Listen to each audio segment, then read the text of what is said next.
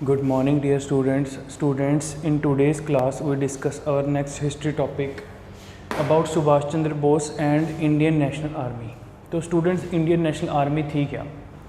अगर मैं बात करूं कि जिस टाइम सेकेंड वर्ल्ड वॉर शुरू होती है, स्टूडेंट्स, सेकेंड वर्ल्ड वॉर में जैपनीज़ ने इंडिया की तरफ को, एशिया में बेसिकली एरिया कैप्चर करना शुरू कर दिया था और वो इंडिया की तरफ को बढ़ रहे थे। तो जैपनीज़ ने बहुत सारे इंडियन सोल्जर्स को वॉर प्रिजनर बना लिया था। अब वॉर प्रिजनर क्या होता है? बेसिकली जब जैपनीज़ ने बहुत सारे ब्रिटिश इंडियन सोल्जर्स को अपने कब्जे में ले लिया, तो उसके बाद वो इंडियन सोल्जर्स को कहते हैं कि अब तुम हमारा साथ दो अंग्रेज़ों के ख़िलाफ़। देन इस चीज़ को रास बिहारी बोस एक बहुत बड़े इंडियन फ्रीडम फाइटर थे। स्टूडेंट्स, रास बिहारी बोस ने इंडियन नेशनल आर्मी की शुरुआत की थी। ये क्वेश्चन एग्ज़ाम में पूछा जा सकता है कि who founded Indian National army? रास बिहारी बोस। ठीक है, तो रास बिहारी बोस जो थे, उन्होंने इंडियन नेशनल आर्मी की शुरुआत की, आज़ाद हिंद फ़ौज की शुरुआत की। वो कहते जी हमको जापानियों की हेल्प करनी चाहिए। जैपनीज़ जो हैं वो ब्रिटिशर्स के दुश्मन हैं और हमारे भी दुश्मन हैं ब्रिटिशर्स। ठीक है जी, तो हम दोनों मिल के अपने देश से अंग्रेज़ों को भगा सकते हैं इजीली। तो रास बिहारी बोस जो हैं वो आज़ाद हिंद फ़ौज ऑर्गेनाइज़ करते हैं सिंगापुर में। स्टूडेंट्स, सिंगापुर जो था बेसिकली उस टाइम पे मेन सेंटर हुआ करता था, जो आप ये कह सकते हो इंडियन नेशनल आर्मी का। और वहाँ पर आप ये कह सकते हो एक काइंड की आप प्रोविंशियल फॉर्म ऑफ गवर्नमेंट भी बनाई थी सुभाष चंद्र बोस ने। सो बेसिकली सुभाष चंद्र बोस कब आते हैं? सुभाष चंद्र बोस बर्लिन चले गए थे हिटलर के पास। ठीक है, सुभाष चंद्र बोस बहुत फेमस पर्सनैलिटी थे इंडिया में। और सुभाष चंद्र बोस ने students Indian civil services exam जो है ये पास किया था 1920 में। He pass Indian civil services exam in England. Students, मैं आपको एक पॉइंट बता दूं, जैसे आज की डेट में हमें पता है कि जो सिविल सर्विसेज एग्ज़ाम है जो यूपीएससी कंडक्ट करवाता है वो इंडिया में होता है। ठीक है, जब हमारा देश गुलाम देश था उस टाइम पे वो एग्ज़ाम जो था वो इंग्लैंड में हुआ करता था। आई होप आप सबको याद होगा, हमने पढ़ा था कि इंडियन सिविल सर्विसेज एग्ज़ाम जो है इंडिया में लॉर्ड कॉर्नवालिस ने शुरू किया था। लॉर्ड कॉर्नवालिस को फादर ऑफ सिविल सर्विसेज भी कहा जाता है। ठीक है, तो अंग्रेज़ों ने ये चीज़ इंडिया में शुरू की, लेकिन इस एग्ज़ाम को देने के लिए हमें इंग्लैंड जाना पड़ता था। तो उस टाइम पे सुभाष चंद्र बोस जो है इस एग्ज़ाम को देने के लिए इंग्लैंड गए। इंग्लैंड में उन्होंने ये एग्ज़ाम पास की और उनका 4 रैंक आया था इसमें उस टाइम पे अंग्रेज़ों के समय पे। तो स्टूडेंट्स, इस एग्ज़ाम को जब वो क्लियर करते हैं तो इंग्लैंड के फ्रंट पेज की न्यूज़ होती है कि एक इंडियन ने सिविल सर्विसेज एग्ज़ाम पास किया है। वहाँ से सुभाष चंद्र बोस बहुत फेमस होते हैं, लेकिन 1920 में वो इस जॉब को छोड़ देते हैं, अंग्रेज़ों की जॉब को नहीं करते। कहते जी मैं ये अंग्रेज़ों की नौकरी नहीं करूँगा। और 1920 में नॉन कोऑपरेशन मूवमेंट में वो गांधी जी को सपोर्ट करते हैं। तो स्टूडेंट्स, बहुत फेमस पर्सनैलिटी थे सुभाष चंद्र बोस। ठीक है जी, अंग्रेज़ कभी पता नहीं लगा पाए कि सुभाष चंद्र बोस कहाँ गए कहाँ नहीं गए करके। ठीक है, ये आपको मैं थोड़ी सी एक स्टोरी बताता हूँ। एक बार सुभाष चंद्र बोस को अंग्रेज़ों ने हाउस अरेस्ट कर दिया था, घर पे ही नज़रबंद कर दिया था। तो सुभाष चंद्र बोस रात को अपने घर से भाग के इंडिया से बाहर जाते हैं। फॉर एग्ज़ाम्पल, जैसे कि इंडिया से पाकिस्तान, पाकिस्तान से अफ़गानिस्तान और रशिया के रूट से होते हुए यूरोप में पहुंचते हैं। कहाँ पर? जर्मनी में। तो जैसे कि अभी मैंने आपको बताया कि हिटलर के पास गए थे, हिटलर से मिले थे। तो अब आपको ये चीज़, ये क्रोनोलॉजी समझ में आनी चाहिए कि हिटलर से क्यों मिले थे। क्योंकि सेकेंड वर्ल्ड वॉर में हिटलर भी इंग्लैंड का सबसे बड़ा दुश्मन था। ठीक है, जर्मनी जाते हैं, जर्मनी में कुछ समय रहते हैं, वहाँ पर जर्मन गवर्नमेंट के साथ काम करते हैं। फिर वहाँ से वो सिंगापुर गए थे और उन्होंने आज़ाद हिंद फ़ौज को कमांड किया था। तो आई होप स्टूडेंट्स आपको समझ में आ गया होगा कि आज़ाद हिंद फ़ौज क्यों बनी थी। ठीक है, कौन थे फाउंडर? असली फाउंडर थे रास बिहारी बोस। ठीक है, ये भी बहुत बड़े फ्रीडम फाइटर थे, एक बहुत बड़े बंगाली फ्रीडम फाइटर आप कह सकते हो, ठीक है, रास बिहारी बोस। और सुभाष चंद्र बोस जो थे फिर उन्होंने खुद लीड किया था इंडियन नेशनल आर्मी को। तो स्टूडेंट्स देखिए, he passed Indian civil services exam. Indian civil services exam जो है मैंने अभी आपको बताया, ICS का जो एग्ज़ाम है ये अंग्रेज़ों ने उस टाइम पे इंग्लैंड में कंडक्ट करवाते थे। और ये किस अंग्रेज़ ने शुरू किया था इंडिया में? लॉर्ड कॉर्नवालिस ने, ठीक है जी। इन्होंने एग्जामिनेशन पास किया था 1920 में, ठीक है, इंग्लैंड के अंदर। He founded the independence for Indian league. Very very important point students, ये क्वेश्चन एग्जाम में पूछा जा सकता है कि इंडिपेंडेंस फॉर इंडियन लीग किसने बनाई थी। ये अपने लेवल पे इन्होंने एक पार्टी बनाई थी जवाहरलाल नेहरू के साथ मिलके। स्टूडेंट्स, जो उस टाइम पे पंडित जवाहरलाल नेहरू भी और सुभाष चंद्र बोस भी बहुत अच्छे मित्र भी थे, दोस्त थे और बहुत प्रोमिनेंट लीडर्स थे, ठीक है। और इन्होंने इंडिपेंडेंस फॉर इंडियन लीग बनाई थी किसके साथ मिलकर? जवाहरलाल नेहरू के साथ मिलकर, ठीक है, बहुत इंपॉर्टेंट पॉइंट है। He elected as a president of INC at its Haripura session in 1938 and Tripura session in 1939।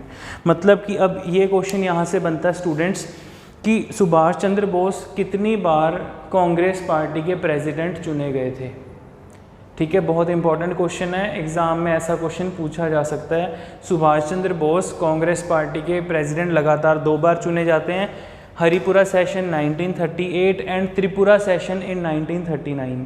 और त्रिपुरा सेशन के बाद सुभाष चंद्र बोस ने INC के प्रेसिडेंटशिप से रिज़ाइन कर दिया था क्योंकि उनके गांधी जी को साथ कुछ मतभेद हो गए थे। गांधी जी के साथ उनकी आपस में किसी बात को बन नहीं रही थी। बन क्यों नहीं रही थी? Basically Gandhi ji totally non violence पे चलते थे और सुभाष चंद्र बोस जो थे वो अंग्रेज़ों के खिलाफ काइंड ऑफ वायलेंस करना चाहते थे। तो इसलिए गांधी जी मतलब कि उनको समझाते हैं, रोकते हैं, लेकिन वो कहते हैं नहीं गांधी जी, आपकी जो सोच है, आइडियोलॉजी है, ये बहुत पुरानी हो चुकी है, इतने साल हो गए हैं, ठीक है, 250 साल से अंग्रेज़ों ने गुलाम बना रखा है, अभी तक तो छोड़ा नहीं है, ठीक है। तो कुछ चीज़ों को लेके गांधी जी के साथ मतभेद हो गए थे। Next is very very important, ये क्वेश्चन एग्जाम में पूछा जा चुका है स्टूडेंट्स। ही फाउंडेड फॉरवर्ड ब्लॉक। जब वो कांग्रेस पार्टी से रिज़ाइन कर देते हैं तो वो अपनी पार्टी बनाते हैं, खुद अकेले बनाते हैं फॉरवर्ड ब्लॉक नाम से। तो फॉरवर्ड ब्लॉक किसकी पार्टी थी? सुभाष चंद्र बोस की, ठीक है, आपको पता होना चाहिए। फॉरवर्ड ब्लॉक किसने बनाई थी? सुभाष चंद्र बोस ने। कब बनाई थी? 1939 में, ठीक है जी। जैसे ही इन्होंने अपने त्रिपुरा सेशन से जो है रिज़ाइन किया तो ये फॉरवर्ड ब्लॉक बनाते हैं, ठीक है। और इन्होंने किसान सभा बनाई थी। किसान सभा भी इनके अपने लेवल पे एक स्मॉल आप कह सकते हो पार्टी थी और मूवमेंट पीजेंट्स के लिए, किसानों के लिए इन्होंने चलाई थी, ठीक है। किसान सभा और फॉरवर्ड ब्लॉक ये दो जो हैं किसने बनाई थी? सुभाष चंद्र बोस ने।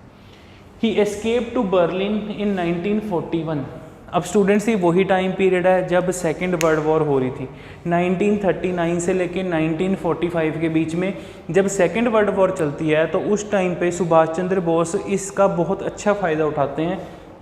बहुत प्रोमिनेंट लीडर तो थे ही इंडिया में, ठीक है। तो वो सोचते हैं कि अब मुझे किसी ना किसी तरीके से हिटलर से मिलना है, ठीक है। तो इंडिया से एस्केप करके भाग के बच के पहुँचते हैं कहाँ पर? जर्मनी में। जर्मनी पहुँचने के बाद वहाँ हिटलर के संपर्क में आते हैं, हिटलर से मिलते हैं, ठीक है, और आपस में डिस्कस करते हैं कि कैसे हमने ब्रिटिशर्स को ख़त्म करना है, ठीक है। तो उसके बाद हिटलर के साथ रह के इन्होंने कुछ समय काम भी किया था। फिर देन 1943 के पास ये जो है सिंगापुर चले गए थे। तो सिंगापुर क्यों गए थे? क्योंकि वहाँ पर इंडियन नेशनल आर्मी बनी हुई थी, उसको एक अच्छा कमांडर, एक अच्छा लीडर चाहिए था, लेकिन ठीक है। तो रास बिहारी बोस के बाद जो इंडियन नेशनल आर्मी के आप कह सकते हो सारे करता धरता थे, एक बहुत अच्छे लीडर थे, वो थे सुभाष चंद्र बोस, ठीक है स्टूडेंट्स। आई होप आपको समझ में आ गया होगा। तो ये बर्लिन चले गए थे, met Hitler and took a charge of Indian National army.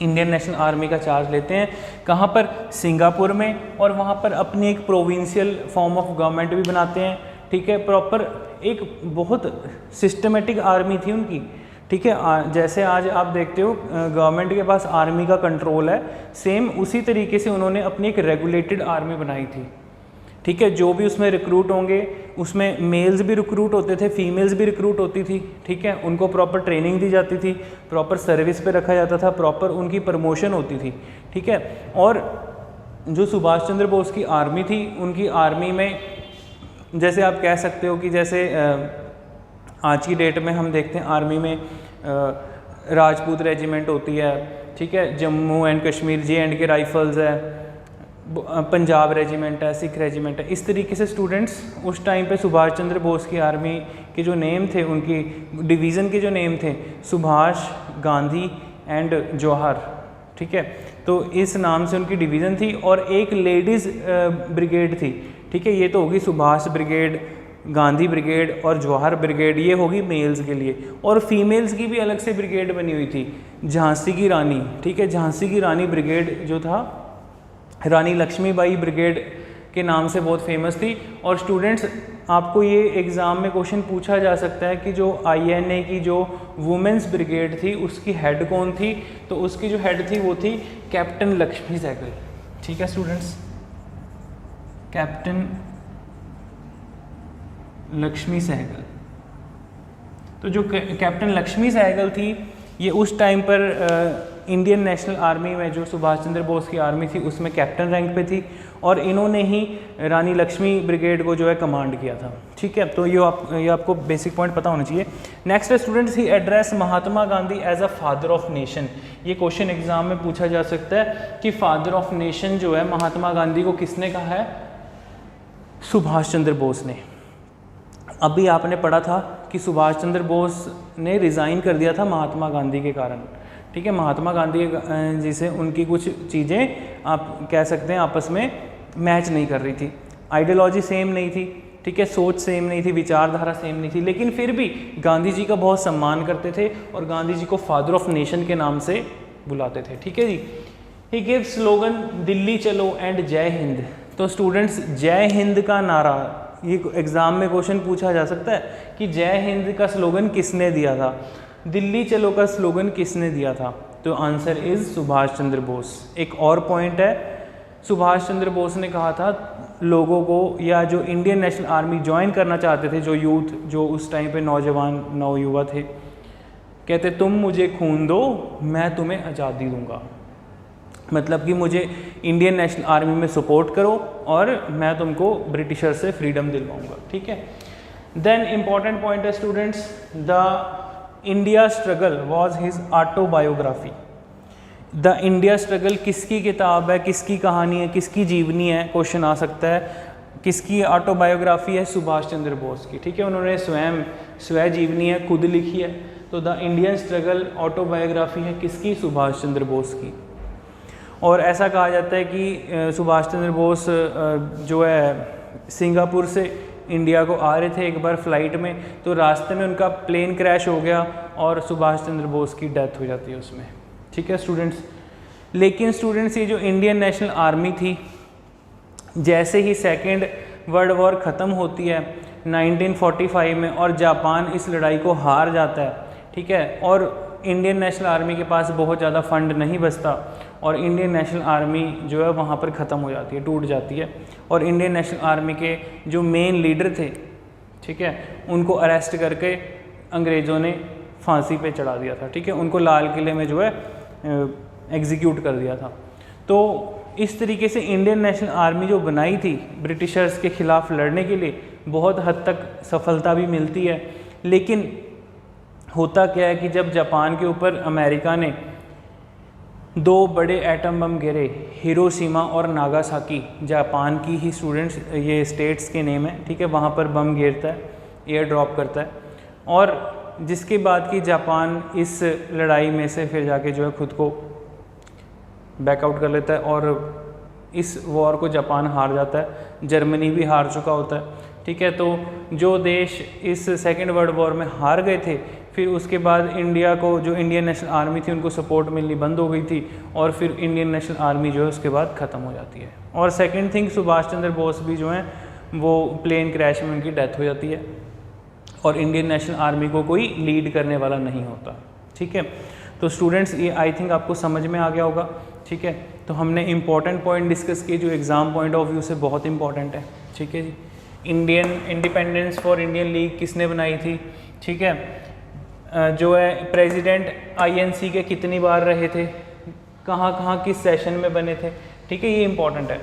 तो ऐसे क्वेश्चन एग्जाम में एग्जामिनर पूछ लेता है जब उसने टफ क्वेश्चन डालना है। फॉरवर्ड ब्लॉक वाला क्वेश्चन एग्जाम में पूछा गया है, किसान सभा और फॉरवर्ड ब्लॉक किसने बनाई थी, ठीक है। महात्मा गांधी को फादर ऑफ नेशन का दर्जा किसने दिया। तो ये सारे इंपॉर्टेंट क्वेश्चन है स्टूडेंट्स, आई होप आपको समझ में आ गए होंगे, ठीक है। एक बार आप इनको रीड करिए, टेक योर टाइम।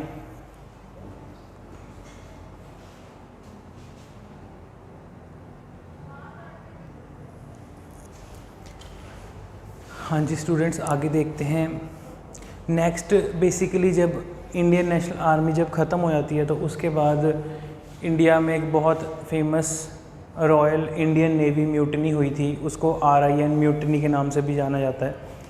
और स्टूडेंट्स उस म्यूटनी होती है विद्रोह, ठीक है। जैसे 1857 का रिवोल्ट था, उसको 1857 म्यूटनी भी कह देते हैं।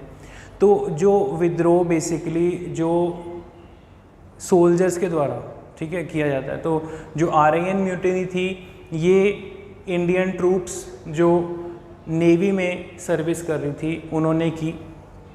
तो बेसिकली ये जो म्यूटनी हुई थी ये कह सकते हो कि एक बहुत बड़ा डिस्क्रिमिनेशन जो इंडियन थे रॉयल इंडियन नेवी में जो सर्विस करते थे उनके साथ होता था, उसके खिलाफ इंडियन नेवी के जो सोल्जर्स थे उन्होंने म्यूटनी की। देन ब्रिटिशर्स को सेकेंड वर्ल्ड वॉर के बाद ये समझ आने लगा कि अब हम इंडियंस को हैंडल नहीं कर सकते, इंडिया को चला नहीं सकते हैं, ठीक है। मतलब इतनी बड़ी कंट्री है, इतनी बड़ी स्टेट है, ठीक है, उसको चलाना, एक्वायर करके चलाना इजी नहीं है। फिर हमने पढ़ा था स्टूडेंट्स की कैबिनेट मिशन प्लान आया था, ठीक है।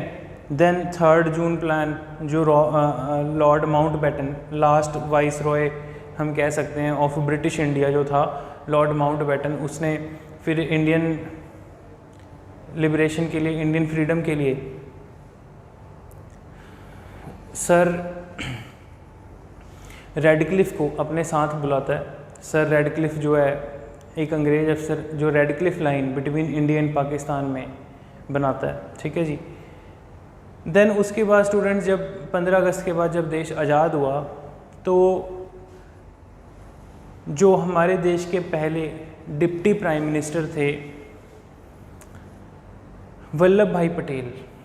स्टूडेंट्स वल्लभ भाई पटेल ने, जिनको सरदार पटेल भी कहा जाता है, जिनका स्टैचू ऑफ यूनिटी बना हुआ है, ठीक है, आपको ये बेसिक पॉइंट तो पता ही होगा।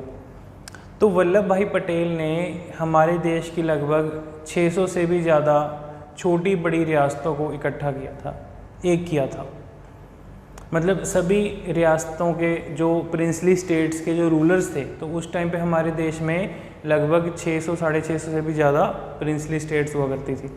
तो उन सभी रियासतों के मालिकों को इकट्ठा करते हैं, सभी प्रिंसली स्टेट्स के रूलर्स को इकट्ठा करते हैं और इंडियन यूनियन में शामिल होने के लिए उनके आगे प्रस्ताव रखते हैं। लेकिन स्टूडेंट्स मैं आपको एक पॉइंट समझा दूं कि इस प्रस्ताव में जम्मू कश्मीर का जो राजा था, राजा Hari Singh, Nizam of Hyderabad and Nawab of Junagadh, इन्होंने इंडिया में शामिल होने से मना कर दिया। पहले तो इंडिया में शामिल होने से मना कर दिया, लेकिन बाद में इनको इंडिया में शामिल किया गया। अब जैसे कि मैं आपको बता दूं कि जो नवाब था जूनागढ़ का, जूनागढ़ जो है ये गुजरात वाली साइड स्टेट थी, ठीक है। तो वो कहता जी मैं अपनी स्टेट को इंडिपेंडेंट स्टेट रखूँगा, ठीक है, ना ही पाकिस्तान के साथ जाके रलूँगा ना ही इंडिया के साथ। ऐसे ही जो राजा हरी सिंह था, हरी सिंह कहता ये हमारी जो जम्मू कश्मीर है ये एक ऑटोनोमस इंडिपेंडेंट स्टेट रहेगी, ना तो हम पाकिस्तान के साथ जाना चाहते हैं ना ही इंडिया के साथ, मैं खुद चलाऊँगा अपनी स्टेट को, ठीक है। सेम जो निज़ाम ऑफ हैदराबाद था उसका भी यही था, कहता जी मैं वैसे शामिल तो पाकिस्तान के साथ होना चाहता हूँ लेकिन इंडिया में एक अलग अपनी स्टेट चलाऊँगा। हैदराबाद कहता मेरी अपनी अलग स्टेट रहेगी। तो स्टूडेंट्स बेसिकली होता क्या है कि जम्मू कश्मीर के ऊपर पाकिस्तानी ट्रूप्स जो हैं वो हमला कर देती हैं। जैसे ही देश आज़ाद हुआ तो पाकिस्तान जम्मू कश्मीर को अपने कब्जे में लेना चाहता था। देन जो राजा हरी सिंह था उसने इंडिया से जल्दी हेल्प मांगी इंडियन गवर्नमेंट से कि आओ हमें हेल्प करो, अदरवाइज़ पाकिस्तान हमारे यहाँ मेरी सोल्जर्स को तो ख़त्म कर चुका है, यहाँ के सिटीजन्स को भी मार रहा है, हम पे हमले कर रहा है। ठीक है, फिर ये सब कुछ देखते हुए इंडियन गवर्नमेंट ने जो है हेल्प की। पहली इंडिया और पाकिस्तान के बीच में एक वॉर होती है, फर्स्ट वॉर जो हुई थी बिटवीन इंडिया एंड पाकिस्तान, वो 1947-48 की थी। ठीक है, जिसमें कि पहले परमवीर चक्र जो थे वो मेजर सोमनाथ शर्मा, ठीक है, मेजर सोमनाथ शर्मा थे। तो बेसिकली होता क्या है, फिर इंडिया और पाकिस्तान की वॉर होती है और जम्मू कश्मीर में कुछ हिस्सा पाकिस्तान कैप्चर कर चुका होता है। देन उसके बाद ये बात जब यूनाइटेड नेशन के पास पहुंचती है तो यूनाइटेड नेशन जो है सीज़ फायर डिक्लेयर करने को कहती है कि पाकिस्तान भी अपनी वॉर रोक दे, इंडिया भी अपनी वॉर रोक दे। ठीक है, तो देन जहाँ तक पाकिस्तान ने कैप्चर कर लिया इंडिया को, वो तब से पाकिस्तान के कब्जे में है, और जो जम्मू एंड कश्मीर थी उसको हमने स्पेशल स्टेटस दिया, स्पेशल कुछ राइट्स दिए, कुछ स्पेशल दर्जा दिया, ताकि वहाँ के लोग जो हैं वो इंडिया के साथ शामिल होने के लिए खुश रहें। ठीक है, तो ये एक छोटी सी कहानी थी जो मैंने आपको बताई, जिसमें कि जो कश्मीर के जो महाराजा थे, ठीक है, महाराजा Hari Singh, Maharaja of Kashmir, they acceded to India in October 1947। ठीक है, और ये जो है इंडिया से हेल्प मांगते हैं, कहते हैं कि हमें मदद करो। फिर इंडिया ने अपनी आर्मी भेजी थी और जम्मू कश्मीर को बचाया था पाकिस्तान से। ठीक है, तो कश्मीर के राजा हो गए, जूनागढ़ का नवाब और हैदराबाद का जो निज़ाम था, ये साइन करने से मना कर देते हैं इंडिया के साथ ट्रीटी को, या कह सकते हैं कि इंडियन यूनियन में मर्ज होने के लिए इनकार कर देते हैं। और नवाब ऑफ जूनागढ़ जो था ये पाकिस्तान भाग गया था। नवाब ऑफ जूनागढ़ जो था ये पाकिस्तान चला जाता है। रीज़न क्या होता है, जूनागढ़ में बहुत सारे मेजॉरिटी में हिंदू पीपल रहते थे, तो वो कहते जी हम तो पाकिस्तान के साथ नहीं शामिल होंगे। जूनागढ़ का राजा कहता जी मैं अपनी जूनागढ़ स्टेट को पाकिस्तान में शामिल करने वाला हूँ। ठीक है, तो फिर जाके उस टाइम पर वो बंदा अपनी जान बचा के पाकिस्तान भाग जाता है। तो जो नवाब ऑफ जूनागढ़ था ये पाकिस्तान चला गया था। और जो निज़ाम ऑफ हैदराबाद था, हैदराबाद को इंडियन फोर्सेस ने, इंडियन ट्रूप्स ने ऑपरेशन पोलो चलाकर कैप्चर कर लिया था। ठीक है जी, हैदराबाद को कैप्चर कर लेते हैं। Hyderabad was forced to accede to Indian union under the pressure of internal aggressions. So internal आर्कनी, आप कह सकते हो एनार्की। तो स्टूडेंट्स ऐसा कहा जाता है कि उस टाइम पर जो निज़ाम ऑफ हैदराबाद था वो एक बहुत वेल्थियस्ट रूलर था। तो वो कहता जी मेरी अपनी आर्मी है, मेरे अपने बैंक्स हैं, अपना फाइनेंशियल सिस्टम है, मेरी स्टेट का अपना बजट है, तो मैं क्यों इंडिया के साथ शामिल हूँ। ठीक है, लेकिन इंडियन गवर्नमेंट कहती कि आपने जो है अराजकता फैला रखी है अपनी स्टेट में, एनार्किस्ट बने हुए हो। ठीक है, कोई भी सही तरीके से रूल नहीं है। देन इंडियन गवर्नमेंट अपनी ट्रूप्स को भेजती है, अपनी आर्मी को भेजती है, सेना को भेजती है वहाँ पर, और वो जाकर कैप्चर कर लेते हैं हैदराबाद को, और हैदराबाद को फिर इंडिया में शामिल कर लिया गया था। ठीक है जी, इसी तरीके से स्टूडेंट्स जो फ्रेंच कॉलोनीज़ थी, अब अंग्रेज भी चले गए थे, जो फ्रांसीसी कुछ फ्रेंच एरिया, जो फ्रेंच कॉलोनीज़ इंडिया में थी जहाँ पर कुछ फ्रेंच पीपल रहा करते थे। ठीक है, by the end of 1954 French colonies rule in Pondicherry, Chandernagore, Mahe, Karaikal and Yemen. Students ये सारी की सारी ना जो टेरिटरीज़ के नेम है, ये सारी प्लेसेस के नेम है, ये पौंडीचेरी टेरिटरी का ही पार्ट है, जो आज की डेट में हम जिसको पुडुचेरी कहते हैं। ठीक है, पुडुचेरी, करिकल, माहे, यमन, ठीक है, ये सारे के सारे जो हैं वो पुडुचेरी का ही पार्ट हैं। ठीक है, और चंद्रनगर। देखो, these territories integrated in India. 1954 में इंडियन गवर्नमेंट ने इन टेरिटरीज़ को भी इंडिया में शामिल कर लिया था, अपने साथ मिला लिया था। और जो पोर्चुगीज़ कॉलोनीज़ थी, पुर्तगाली तो शुरू से ही रह रहे थे, और पुर्तगाली आराम से दमन एंड दीव, दादर नगर हवेली जो महाराष्ट्र में है, ठीक है, मुंबई में है दादर नगर हवेली, और गोवा, यहाँ पर पुर्तगालियों ने, पोर्चुगीज़ ने अपनी कॉलोनीज़ बना रखी थी, और वो वहाँ पर रह रहे थे, अपना जो ट्रेड कर रहे थे, सेटलमेंट उनकी जमी हुई थी। But Goa, Daman and Diu and Dadra Nagar Haveli, इनको 1954 में शामिल करने की बात होती है। ठीक है जी। जो दादरा नगर हवेली थी ये हमारे इंडियन फ्रीडम फाइटर्स ने पोर्चुगीज़ से आज़ाद करवा ली थी, but Indian troops liberate Goa and Daman and Diu from Portuguese इन 1961। तो जो भारतीय सेनाएं थी 1961 में जाके इंडियन गवर्नमेंट की ट्रूप्स ने 1961 में गोवा को और दमन एंड दीव को अपने साथ शामिल किया था। उससे पहले तक 1961 से पहले तक वो पोर्चुगीज़ के कंट्रोल में ही थी। तो इस तरीके से पुर्तगालियों को कह दिया जाता है कि अब आप जाओ, ठीक है, हम अपनी कंट्री को सही तरीके से खुद ही मैनेज करेंगे, अपनी सेटलमेंट्स वगैरह सब लेकर जाओ। तो पुर्तगालियों को भी देश छोड़कर जाना पड़ जाता है। तो ये क्वेश्चन एग्जाम में आ सकता है 1961 में कौन सी स्टेट को शामिल किया गया था। ठीक है, गोवा ऑप्शन में हो सकती है आपके, और Goa is a right answer. ठीक है, गोवा दमन एंड दीव को किया गया था। दमन एंड दीव तो आपको पता है एक यूनियन टेरिटरी है। ठीक है, और गोवा स्टेट है वो 1961 में शामिल हुई थी। तो क्वेश्चन बन सकता है एग्ज़ाम में कि कौन सी स्टेट को 1961 में इंडियन यूनियन में मर्ज किया गया था, शामिल किया गया था। इस तरीके से आज हम कह सकते हैं India is a union of states, मतलब कि स्टूडेंट्स भारत जो हमारा देश है वो सभी स्टेट्स को मिलाकर, ठीक है, यूनियन है। ठीक है, मतलब कि अगर इंडिया है तो गुजरात है, इंडिया है तो उत्तर प्रदेश है, इंडिया है तो पंजाब है, इंडिया है तो जाके महाराष्ट्र है। किसी भी स्टेट की अपनी कोई इंडिविजुअल हम कह सकते हैं कोई इमेज नहीं है without India. So India is a union of states. तो ऐसे ही जवाहरलाल नेहरू ने कहा है कि India is a union of states, और इंडिया एक ऐसी स्टेट है जो अलग अलग फूलों के गुलदस्ते से बना हुआ एक कंट्री है, मतलब जहाँ पे डिफरेंट टाइप के कल्चर्स, लैंग्वेजेस, ठीक है, रिलीजन्स, सब कुछ मिक्स होके एक साथ रह रहे हैं। ठीक है, so that is a India is a union of states. तो आई होप स्टूडेंट्स आपको ये बेसिक पॉइंट समझ में आ गए होंगे।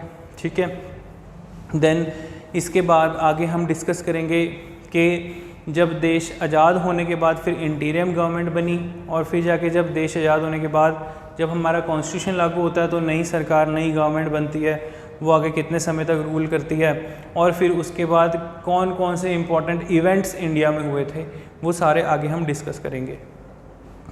तो आई होप स्टूडेंट्स आपको ये चीज़ें समझ में आ गई होंगी।